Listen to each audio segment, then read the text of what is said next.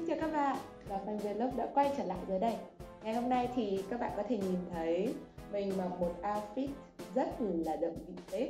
Mình mong muốn là video mới này của mình sẽ giúp cho các bạn một năm mới thành công nhé.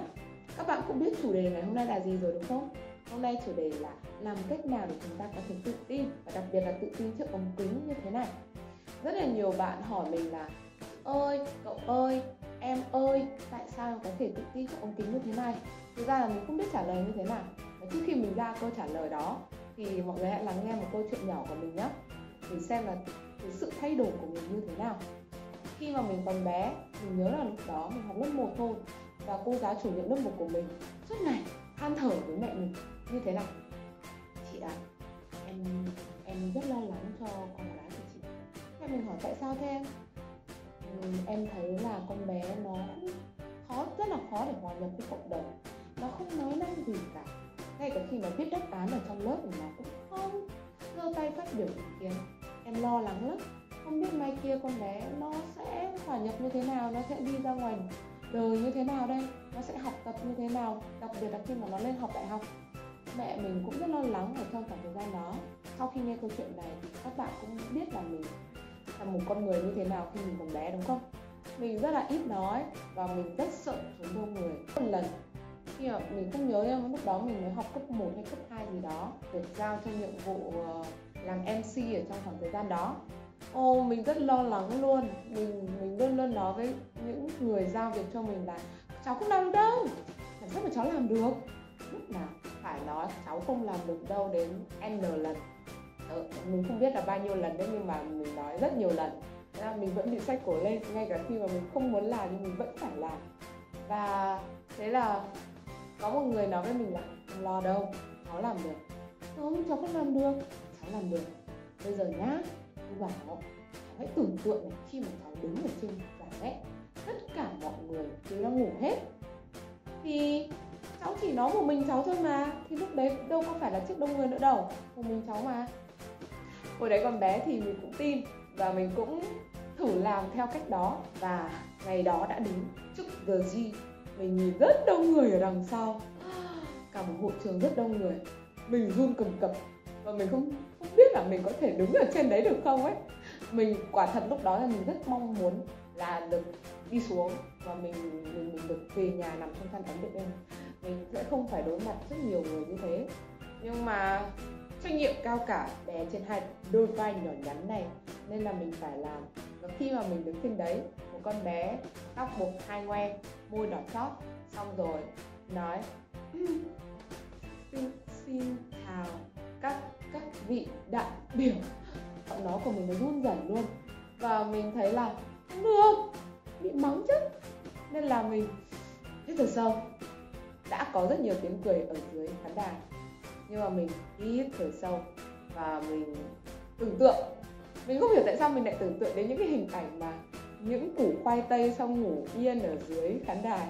Tất cả mọi người, tất cả những con mắt ấy đã trở thành những củ khoai tây và đang ngủ ở dưới đó. Mình có thể nhớ được cái hình ảnh đó.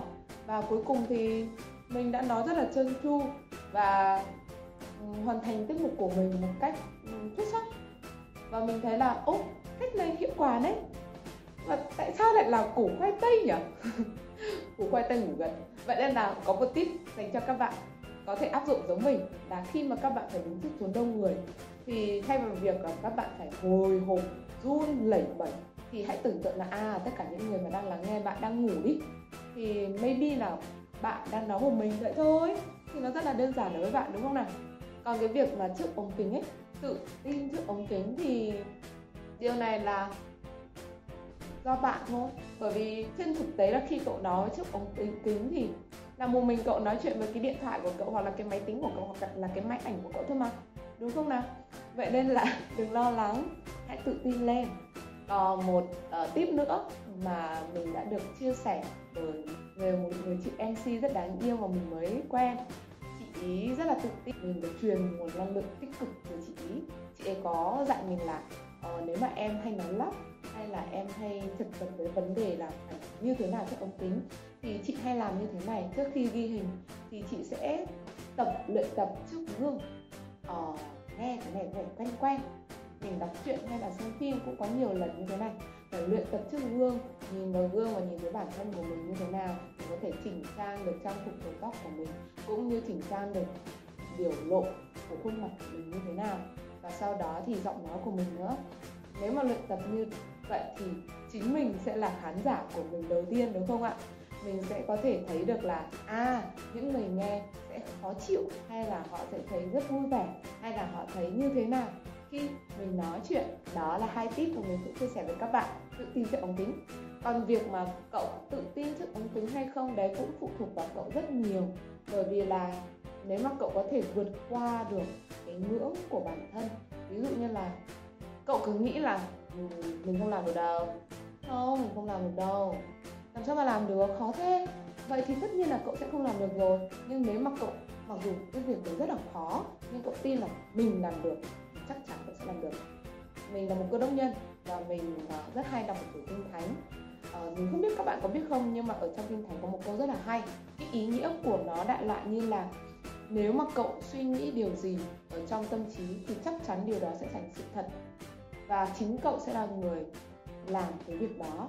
Vì vậy nên là mình nhớ có một cái câu chuyện vui thôi, mà mình và thầy giáo dạy nhạc của mình, lúc đó thì mình mới tập đánh đàn piano thôi, và mình thấy là nó rất là khó. Mình thì rất là lười, và mình tập được 1-2 bài rồi mình bỏ, và mình mệt lắm. Nhưng mà thầy suốt ngày cốc đầu mình, và thầy bắt phải đánh được. Thế là một ngày đẹp trời nào đó, thầy bảo với mình là hay là thầy thấy con đánh cũng tạm ổn rồi đấy, hay con vào ban nhạc đi. Và mình đã không biết bao nhiêu lần mình dọa thầy là nếu mà thầy cho con vào ban nhạc thì con sẽ ra cầu Nhật Tân con đứng, hoặc là ra một cái cầu gì đấy nó to mình đứng để dọa thầy thôi. Nhưng mà đến cuối cùng thì mình đã vượt qua được ngưỡng của bản thân, và mình đã thử đứng vào ban nhạc để đánh thử. Và điều tuyệt vời là cái level trình độ của mình nó cũng tăng dần theo thời gian. Mặc dù là mình vẫn lười và nó vẫn chưa có một cái tiến triển gì quá là đặc sắc, có được sự trải nghiệm của sự phát triển khi mà bạn quyết tâm để bước đi làm một điều gì đó. Đừng tự ti là mình không làm được cái này, không làm được cái kia. Đừng bao giờ tự ti với bản thân mình, và nhớ đến các tip của mình đã nói nhé. Vì vậy nên là mình tin là những bạn mà còn đang tự ti về bản thân của mình, hãy tự tin lên, bởi vì chính bạn sẽ thay đổi cuộc đời của bạn. Mình rất tâm đắc một câu là cậu có thể không phải là một người tốt nhất, không phải là một người hoàn hảo nhất, nhưng cậu là một người duy nhất. Đừng bao giờ bị áp lực với những người tài giỏi xung quanh, mà hãy tự tin với bản thân của cậu. Như mình thì bản thân mình tự tin thì tự tin thế, nhưng mà mình vẫn có rất là nhiều lần thất bại. Mình đã tạch phỏng vấn rất nhiều lần, mình đã bị thất bại rất nhiều cái mục tiêu mà mình đề ra, nhưng mà mình vẫn tự tin, bởi vì là mình là duy nhất mà. Có thể là mình thất bại, nhưng mình thất bại theo cách của mình, và mình cũng sẽ thành công theo cách của mình. Vì vậy, nhớ lên, một năm mới, quý vị và các bạn sẽ